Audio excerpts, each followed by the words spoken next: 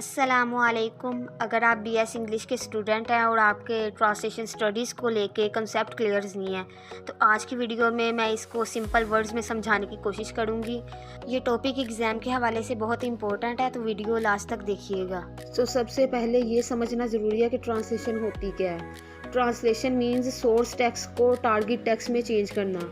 अब source text वो text है जिसकी लैंग्वेज चेंज करना चाहते हैं, हम किसी और लैंग्वेज में उसे ट्रांसलेट करना चाहते हैं। और टारगेट टेक्स्ट क्या है, जिस लैंग्वेज में हम करना चाहते हैं उसे टारगेट टेक्स्ट कहते हैं। लेकिन वर्ड्स चेंज करने को ट्रांसलेशन ही कह सकते हैं। ट्रांसलेशन का मेन एम ये होता है कि ओरिजिनल मीनिंग, टेक्स्ट का जो मीनिंग है ना, रीडर्स तक पहुंच सके।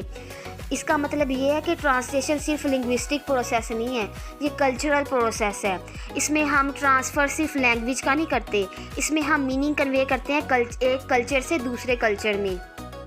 Scope of translation studies means कि हम किन किन फील्ड्स में ट्रांसलेशन को यूज़ करते हैं।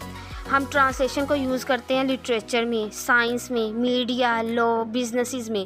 और इस सारी फील्ड में हम पढ़ने की कोशिश करते हैं, जानने की कोशिश करते हैं कि ट्रांसलेशन क्या प्रोसेस है, किस तरह से इसको किया जाता है। टारगेट टेक्स्ट और जो सोर्स टेक्स्ट है, इनमें क्या डिफरेंसेस हैं, इनके कल्चर में क्या डिफरेंसेस हैं।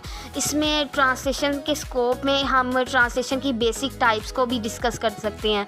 Literary translation, technical translation, audio visual translation और मशीन ट्रांसलेशन। लिटरेरी ट्रांसलेशन ये है कि नॉवेल्स, पोइट्री, ड्रामाज और शॉर्ट स्टोरीज़ की ट्रांसलेशन करना। टेक्निकल में साइंटिफिक टेक्स्ट्स आते हैं और इंजीनियरिंग या मेडिकल रिपोर्ट्स, ये सब कुछ टेक्निकल ट्रांसलेशन की एग्ज़ाम में आ जाते हैं टाइप्स में।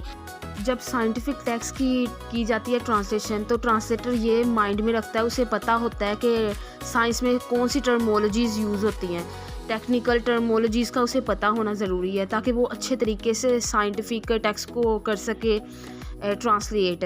अब मशीन जो होती है, मशीन ट्रांसलेशन मींस ऐसी ट्रांसलेशन जो एआई के ज़रिए या सॉफ्टवेयर के ज़रिए की जाती है। ऑडियो विजुअल्स ट्रांसलेशन ये टीवी शोज़ में, फिल्म्स में, नेटफ्लिक्स सीरीज़ में जो की जाती है, डबिंग, वॉइस ओवर या सबटाइटल, उसे कहते हैं audio visual translation. Translation study में एक बड़ी डिबेट ये है कि जो ट्रांसलेशन स्टडीज़ है वो एक आर्ट है या साइंस है। तो कुछ लोग कहते हैं कि ये साइंस है क्योंकि इसमें लिंग्विस्टिक रूल्स होते हैं, थ्योरीज होती हैं, सिस्टमैटिक होता है प्रोसेस, एक मेथड्स को फॉलो किया जाता है ट्रांसलेशन करते हुए। लेकिन कुछ लोग कहते हैं कि ये आर्ट है क्योंकि जब लिटरेचर को इसे किया जाता है ट्रांसलेट, जैसे कि पोइट्री, तो उसमें क्रिएटिविटी का होना ज़रूरी है। जिसके पास क्रिएटिविटी नहीं है वो ट्रांसलेट नहीं कर सकता। तो अब मॉडर्न दौर में ये कहा जाता है कि जो ट्रांसलेशन है वो साइंस और आर्ट दोनों है। अब ये क्वेश्चन राइज होता है कि रोल ऑफ ट्रांसलेटर क्या है इस सारे प्रोसेस में। पहले ज़माने में कहा जाता था कि ट्रांसलेटर का कोई रोल नहीं, सेकेंडरी उसे रोल कहा जाता था कि इसका कोई रोल नहीं, इंपॉर्टेंस नहीं है। लेकिन अब जो है ना, मॉडर्न थ्योरी के मुताबिक ट्रांसलेशन की, वो कहते हैं कि ट्रांसलेटर जो है वो सिर्फ वर्ड्स को कन्वर्ट नहीं करता बल्कि मीनिंग देता है, मीनिंग को शेप देता है। अगर ट्रांसलेटर अपना रोल सही से प्ले ना करे तो जो रीडर्स हैं, पढ़ने वाले नोवेल, पोइट्री को, वो कभी समझ ही ना सकें कि जो ओरिजिनल राइटर है या ऑथर है वो क्या कहना चाह रहा है। नेक्स्ट पॉइंट है एरियाज़ ऑफ रिसर्च। यहाँ पे टाइपिंग गलत हो गई है। मीन्स के ट्रांसलेशन करते हुए हम किन चीज़ों को माइंड में रखना चाहिए।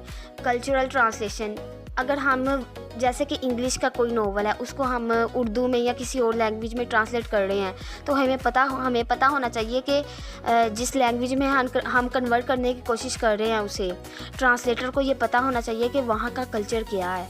पोस्ट कॉलोनियल ट्रांसलेशन मीन्स अगर किसी पोस्ट कॉलोनियल लिटरेचर को वो ट्रांसलेट कर रहा है तो उसे उस एरा की खसूसियात का और उसके अंदर जो अहम वाक़यात हुए उसका पता होना चाहिए। फेमिनिस्ट ट्रांसलेशन मीन्स कि उसे पता होना चाहिए कि फेमिनिस्ट का इस लिटरेचर के वर्क में क्या रोल है, इसमें क्या दिखाया गया है। इन सब चीज़ों का उसे माइंड में होगा पता, तो वो फिर ही उसी की अच्छे तरीके से ट्रांसलेशन कर सकता है। अगर ट्रांसलेटर इन पॉइंट्स को माइंड में नहीं रखेगा और इनकी स्टडी नहीं करेगा तो वो कभी भी सोर्स टेक्स्ट का जो बेसिक मीनिंग है या थीम है उसको टारगेट टेक्स्ट में कन्वे नहीं कर सकता। और हो सकता है कि जो ओरिजिनल टेक्स्ट का उसका सारा मीनिंग जो है चेंज हो जाए। और अगर आप ट्रांसलेशन स्टडीज़ और बीएस इंग्लिश के सब्जेक्ट्स की इसी तरह की सिंपल एक्सप्लेनेशन चाहते हैं तो मेरे चैनल को सब्सक्राइब करें। और कल की वीडियो में मैं बात करूँगी इश्यूज़ ऑफ ट्रांसलेशन स्टडीज़।